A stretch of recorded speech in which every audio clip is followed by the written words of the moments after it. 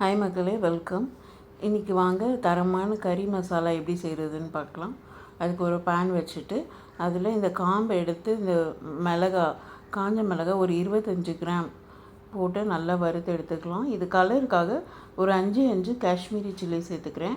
இதை ரெண்டையுமே சேர்த்து நல்லா வறுத்து எடுத்து ஒரு பிளேட்டில் மாற்றி வச்சுக்கலாம். ஒரு 50 கிராம்ஸ் கொத்தமல்லி, அதையுமே நல்லா சுத்தம் பண்ணி எடுத்து அதில் நல்லா வறுத்துக்கலாம். வறுத்தா ஒரு மணம் வரும், அது வரைக்கும் வறுத்துக்கலாம்.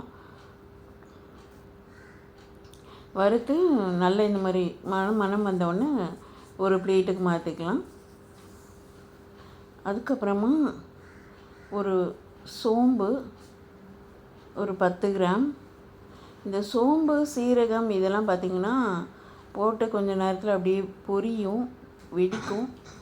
ஸோ அந்த மாதிரி ஆகி மணம் வந்தோடனே அதையுமே பிளேட்டுக்கு மாற்றிக்கலாம். ஒரு 10 கிராம் சீரகம், அதையுமே வறுத்துக்கலாம். ஒரு ஸ்பூன் மிளகு, அதையுமே நல்லா வறுத்து எடுத்துக்கலாம். எடுத்து பிளேட்டுக்கு மாற்றிக்கலாம். அப்புறம் பார்த்திங்கன்னா ஒரு ஸ்பூன் கசகசா, இதுவுமே போட்டோன்னே அப்படியே நல்லா பொரியும். அப்படி பொரிஞ்சோடனே மாற்றிக்கலாம். ஒரு பட்டை, லவங்கம், ஏலக்காய்,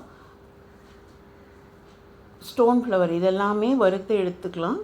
அப்புறமா கடைசியாக பார்த்திங்கன்னா ஒரு கப்பு கருவேப்பிலை நல்லா கழுவி சுத்தம் பண்ணி அப்புறமா இந்த மாதிரி நல்லா ட்ரை ரோஸ்ட் பண்ணி வச்சுக்கலாம். எல்லாமே கம்ப்ளீட்டாக ஆறணும். நல்லா ஆறிட்ட பிறகு தான் அரைக்கணும். அதுக்கப்புறமா இது எல்லாத்தையுமே ஒரு மிக்சியில் மாற்றிட்டு நல்லா பொடி பண்ணி ஒரு ஏர்டைட் கண்டெய்னரில் ஸ்டோர் பண்ணிக்கலாம். எல்லா கிரேவிஸ்க்குமே யூஸ் ஆகும். ரொம்ப நல்லாயிருக்கும்.